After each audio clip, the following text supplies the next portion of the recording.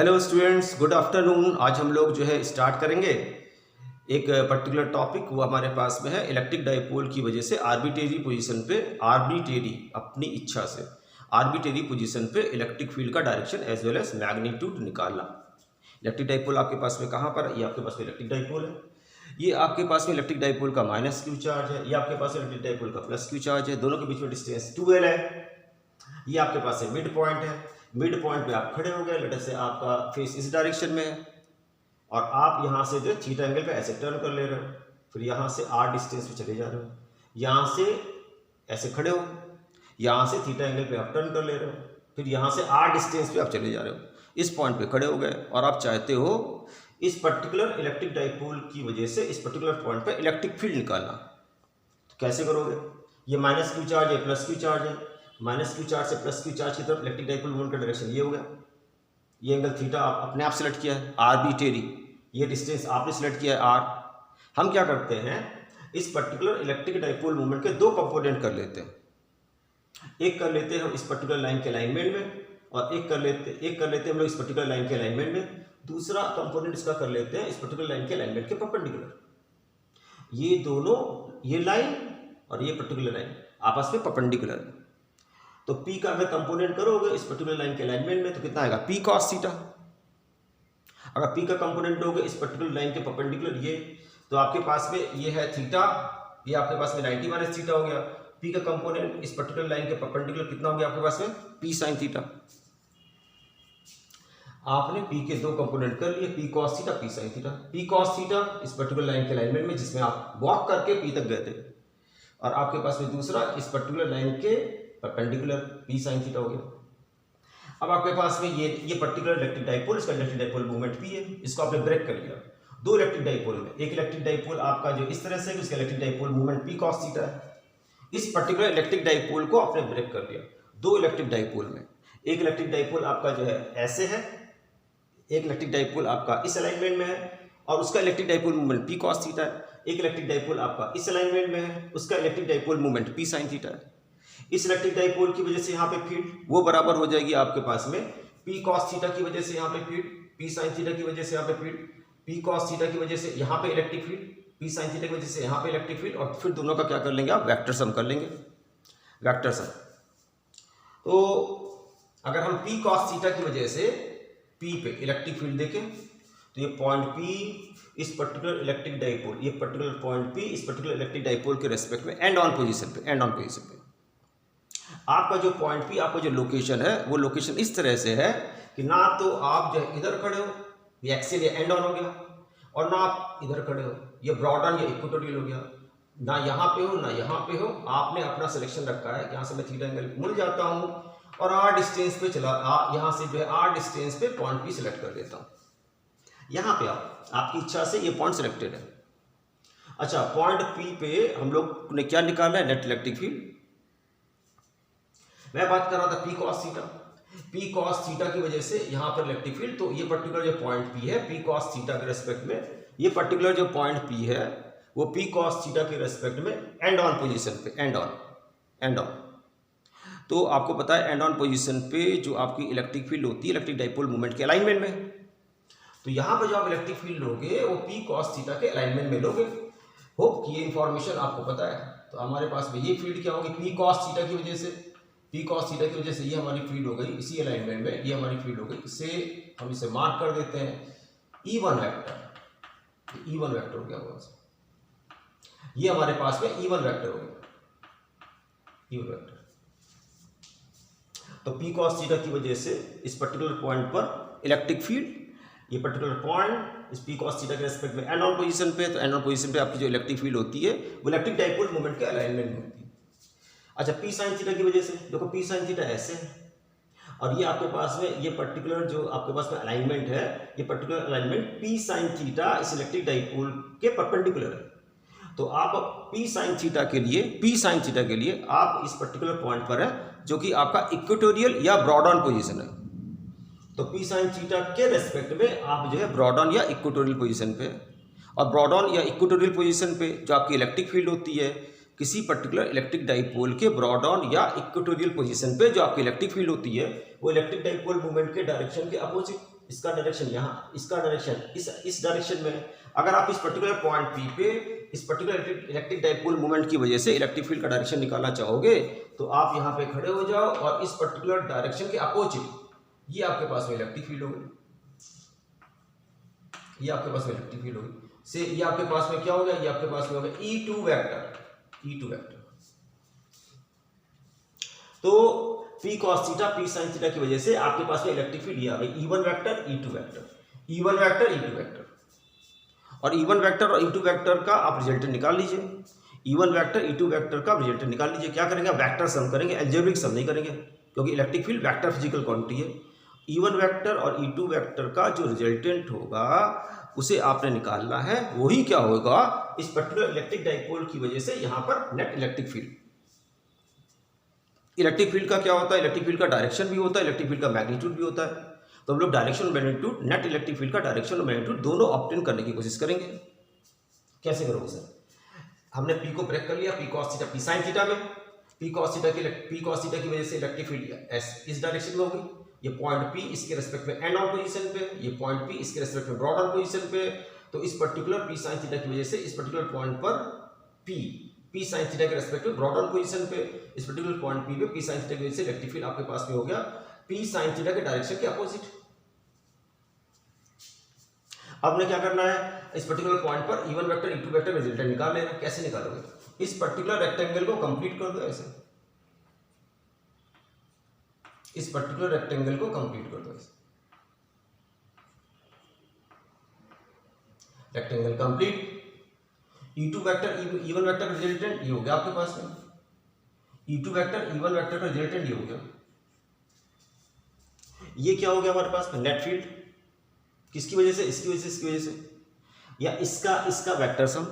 और वही क्या होगा आपके पास में, इलेक्ट्रिक डाइपोल की वजह से फील्ड। तो इलेक्ट्रिक डाइपोल की वजह से जो field I E1 E2 vector का वेक्टर सम आई, वो आपके पास में ये फील्ड आ गई। तो अगर हम लोग इसे बोलते हैं let's say E suffix n vector, ये बोल देते हैं। तो क्या करने वाले हैं, इसका मैग्नीट्यूड निकालने वाले हैं। इसका मैग्नीट्यूड क्या होगा, P cos थीटा की वजह से पॉइंट P पर जो E1 का मैग्नीट्यूड होगा वो आपको पता है कि एंड ऑन पोजीशन पे 1/4 pi epsilon not 2P cos theta divided by r cube, 1/4 pi epsilon not 2P cos theta divided by r cube. And on की वजह से 2P लेते हैं आप, तो P की जगह पे आप क्या लेंगे, P cos थीटा। अच्छा E2 क्या है, इस पर्टिकुलर P sin थीटा की वजह से। E2 क्या है, इस पर्टिकुलर P sin थीटा की वजह से ब्रॉड ऑन पोजीशन या इक्वेटोरियल पोजीशन पे इलेक्ट्रिक फील्ड। तो E2 की वैल्यू क्या हो जाएगी, लोगे आप 1/4 pi epsilon naught P sin theta by r cube. और नॉर्मल केस में आप जो है अगर ये परपेंडिकुलर आप जो है बाइसेक्टर में खड़े होते तो आप ले रहे थे P बाई आर क्यूब। लेकिन आप जो है आपका जो P है P sin थीटा है। P sin थीटा की वजह से इक्वेटोरियल बॉर्डर पोजीशन पे E2 आपके पास में इसका magnitude 1/4 pi epsilon naught P sin theta by r cube आ गया। तो यहाँ पे मैं लिख रहा हूँ, क्या लिख रहे हो सर, क्या E1 का मैग्नीट्यूड ये क्या हो गया आपके पास में 1/4 pi epsilon not 1/4 pi epsilon not, क्या हमारे पास में हो गया 2P cos theta divided by आपके पास में हो गया r क्यूब। अच्छा E2 की वैल्यू क्या हो गई आपके पास में, E2 की वैल्यू आपके पास में हो गई 1/4 pi epsilon naught P sin theta this divided by r cube. ये हमारे पास में E2 की वैल्यू हो गई। E1 इसकी वजह से electric field and on position पे, E2 इसकी वजह से इलेक्ट्रिक फील्ड, E2 इसकी वजह से electric field broad on position पे या इक्वेटोरियल पोजीशन पे। E2 की वैल्यू ये हो गई, E1 की वैल्यू ये हो गई। अब हमारे पास ये E1 है, ये E2 है तो ये भी E2 है, ये E1 है, ये E2 है तो ये भी E2 है।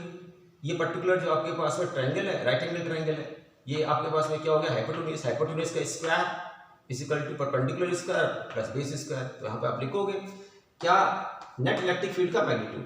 तो आप यहाँ पे लिख रहे हैं, now net electric field square is equal to E1 square plus आपके पास में क्या हो गया E2 square. En square is equal to E1 square plus E2 square. यहाँ से अब आपके पास में En आ गया, क्या En इक्वल टू आपके पास में आ गया net electric field at the point P। ये बराबर आपके पास में आ गया स्क्वायर रूट, आप क्या लिखोगे, आप लिखोगे E1 स्क्वायर प्लस आप लिखोगे यहाँ पर E2 स्क्वायर, ये लिखेंगे आप। अच्छा E1 स्क्वायर E2 स्क्वायर की वैल्यू ऐसा करो, यहाँ पे इसको सिंप्लीफाई करो। ये आपके पास में जो 1/4πε0 p/r³ है ना, 1/4πε0 p/r³। इसको के मान लो, के। अब इसको के मानते हो तो यहाँ पर हमारे पास में क्या आ गया, यहाँ पर हमारे पास में आ गया k इंटू 2 cos थीटा, ठीक है। और यहाँ पर हमारे पास में क्या आ गया, p डिवाइडेड बाई 4πε0r³ को k मान लो, जैसे ऊपर माना है आपने। यहाँ पर हमारे पास में क्या हो गया, k हमारे पास में आ जाता है यहाँ पर k sin थीटा। k की वैल्यू याद रखिएगा 1/4πε0 p/r³। ये आपके पास में k की वैल्यू हो गई। तो यहाँ पर आप रख दो, सिंप्लीफाइड कर लो, आप इसको ऐसे कर लो। नेट फील्ड डाइपोल की वजह से, शॉर्ट इलेक्ट्रिक डाइपोल की वजह से आर्बिट्रेरी पोजीशन पे पॉइंट पी पे नेट फील्ड का मैग्नीट्यूड, ये बराबर क्या होगा, हो रहा हमारे पास में स्क्वायर रूट E1 स्क्वायर। तो क्या हो गया हमारे पास में 4k स्क्वायर, क्या बोलोगे, cos square theta plus E2 square. तो आपके पास में हो गया प्लस, क्या बोलोगे, k स्क्वायर, यहाँ पर साइन स्क्वायर थीटा। तो k आपके पास से बाहर आ गया, तो आपके पास में नेट फील्ड हो गई k स्क्वायर रूट के अंदर हमारे पास में हो गया 4, क्या लिखेंगे आप, cos स्क्वायर थीटा प्लस आप लिखेंगे यहाँ पर साइन स्क्वायर थीटा। तो इसको आप ऐसे लिख लीजिए, net field at the point P due to an electric dipole at arbitrary position, इसका मैग्नीट्यूड ये बराबर आपके पास में आ रहा है k स्क्वायर, यहाँ पर लिख लो आप 3 cos स्क्वायर थीटा, और प्लस ब्रैकेट के अंदर क्या लिखोगे, cos square theta plus sine square theta. ये आपके पास में हो गया। तो cos square theta plus sine square theta आपके पास में क्या होता है, 1। cos square theta plus sine square theta होता है 1। तो आपके पास में एक्सप्रेशन यहाँ पे लिखे हो, इसलिए जो एक्सप्रेशन आ गया आपके पास में नेट इलेक्ट्रिक फील्ड के लिए, उसका मैग्नीट्यूड वो बराबर हो जाएगा आपके पास में k की वैल्यू आप लिख लीजिए, क्या लिखेंगे, 1 बाई, क्या माना था, 1/4πε0 p डिवाइडेड बाई r³, ये माना था आपने k की वैल्यू। अच्छा आगे क्या हो गया आपके पास में, cos square theta plus sine square theta 1 हो गया। तो स्क्वायर रूट के अंदर 3 cos स्क्वायर थीटा प्लस 1, तो आपके पास में आ गया स्क्वायर रूट के अंदर 3 cos स्क्वायर थीटा प्लस 1। ये हो गया नेट फील्ड का मैग्नीट्यूड। इस पर्टिकुलर शॉर्ट इलेक्ट्रिक डाइपोल की वजह से आपकी इच्छा के अकॉर्डिंग पॉइंट P सेलेक्ट कर लिया, उस पर्टिकुलर पॉइंट पर आपके पास में नेट इलेक्ट्रिक फील्ड का मैग्नीट्यूड ये आ गया। अच्छा, electric field vector physical quantity है, इसकी वजह से इस पर्टिकुलर पॉइंट पर नेट इलेक्ट्रिक फील्ड का मैग्नीट्यूड ये हो गया। डायरेक्शन क्या हो गया, डायरेक्शन ये हो गया, लेकिन बताना पड़ेगा आपको डायरेक्शन क्या हो गया। तो क्या करो आप, इस पर्टिकुलर नेट इलेक्ट्रिक फील्ड के डायरेक्शन के अलाइनमेंट में हम क्या करते हैं, एक लाइन ड्रॉ करते हैं, इसी के अलाइनमेंट में एक लाइन ड्रॉ कर देते हैं। ये आपके पास में लाइन होगी, ठीक है। कोई कहेगा शॉर्ट इलेक्ट्रिक डाइपोल की वजह से पॉइंट P पे आप जो है नेट इलेक्ट्रिक फील्ड का मैग्नीट्यूड बताइए। तो क्या हो गया, P divided by 4πε0 into r³, और ऊपर क्या हो जाएगा आपके पास में square root of 3 cos square theta plus 1। Direction ऐसे बोल सकते हैं, नेट इलेक्ट्रिक फील्ड का डायरेक्शन इस तरह से है सो दैट कि लेट से वो इलेक्ट्रिक डाइपोल मूवमेंट या एक्सियल लाइन के अलाइनमेंट से ये एंगल बना रहा है, ये एंगल, तो ये पर्टिकुलर एंगल बना रहा है। आप कह सकते हो ये पर्टिकुलर एंगल बना रहा है, लेकिन ये एंगल कितना, ये एंगल कितना, लेट्स सी ये एंगल कितना होगा हमारे पास में, ये एंगल कितना है, ये एंगल हमें पता नहीं। मान लो ये पर्टिकुलर एंगल कितना है, लेट्स से अल्फा, इसे मान लेते हैं अल्फा। तो ये आपके पास में कितना होगा, ये आपके पास में ये भी हो गया आपके पास में अल्फा। अच्छा ये अल्फा है, ये कितना एंगल है, थीटा। इस पर्टिकुलर ट्राइंगल में, इस पर्टिकुलर एंगल के बारे में बात करो, इस पर्टिकुलर एंगल के बारे में, ये अल्फा है आपके पास में, ये थीटा है। तो ये पर्टिकुलर एंगल कितना हो गया ट्रायंगल में, pi minus theta plus alpha, pi minus inside the bracket theta plus alpha, ये हो गया। अच्छा ये आपके पास में क्या स्ट्रेट लाइन में टोटल एंगल कितना होता है 180। अगर आपके पास में ये 180 minus inside the bracket theta plus alpha है, तो इसको ये पर्टिकुलर एंगल कितना होगा, थीटा प्लस अल्फा। या ऐसे ले लो कि ये पर्टिकुलर आपके पास में ट्रायंगल है, ये एक्सटीरियर एंगल हो गया, तो एक्सटीरियर एंगल आपके पास में कितना हो गया, अल्फा प्लस थीटा, ऐसे ले लीजिए आप। तो आप ये कह सकते हो कि आपका जो नेट इलेक्ट्रिक फील्ड है उसका डायरेक्शन इलेक्ट्रिक डाइपोल मूवमेंट के अलाइनमेंट से, या आपके पास में डाइपोल की एक्सियल लाइन से थीटा प्लस अल्फा एंगल बना रहा है, थीटा प्लस अल्फा एंगल बना रहा है, आप ये बोल सकते हो। अच्छा अब क्वेश्चन ये उठता है कि अगर आप हमारे पास में थीटा प्लस अल्फा ये एंगल बना रहा है, तो हमें थीटा तो पता है, थीटा हमारी जो इच्छा से, लेकिन जो पर्टिकुलर एंगल अल्फा है, अल्फा इसको कैसे निकालेंगे, तो इसको हम लोग जो थीटा के टर्म में निकाल सकते हैं। कैसे निकालोगे, इस पर्टिकुलर ट्रायंगल को देखो, बहुत आसान है। इस पर्टिकुलर ट्रायंगल में tan alpha is equal to what, perpendicular divided base, tan alpha is equal to perpendicular divided by base. तो हम लोग यहाँ पर लिख रहे हैं, डायरेक्शन के लिए आगे प्रोसीड करें, तो यहाँ पर हम लोग लिख रहे हैं tan अल्फा इस इक्वल टू परपेंडिकुलर, परपेंडिकुलर हमारे पास में क्या है E2 डिवाइडेड बाई हमारे पास में क्या है परपेंडिकुलर बाई दिस। अच्छा E2 की वैल्यू तुम क्या लेकर के आओ, यहाँ से देख लो k sin थीटा। अच्छा E1 की वैल्यू क्या लेकर के आओ 2k cos थीटा। तो यहाँ पर क्या लिखेंगे E2 इज इक्वल टू हम लोग लिखेंगे k sin थीटा, ठीक हो गया। और E1 बराबर हम लोग क्या लिखेंगे 2k cos थीटा। तो हमारे पास में k कैंसिल हो गए। तो tan अल्फा की वैल्यू हमारे पास में हो गई sin theta by cos theta tan theta. तो आपके पास में tan theta completely divided by 2। तो अल्फा की वैल्यू कितनी हो गई, अल्फा की वैल्यू हो गई आपके पास में tan inverse tan theta by 2, tan inverse tan theta completely divided by 2। ये हमारे पास में अल्फा थीटा के टर्म में आ गया। क्या बोलना चाह रहे हो आप, अगर आपको ये पर्टिकुलर थीटा दिया है, इस थीटा की वैल्यू को यहाँ पर आप रख लीजिएगा, तो यहाँ पर आपको अल्फा की वैल्यू पता हो जाएगी।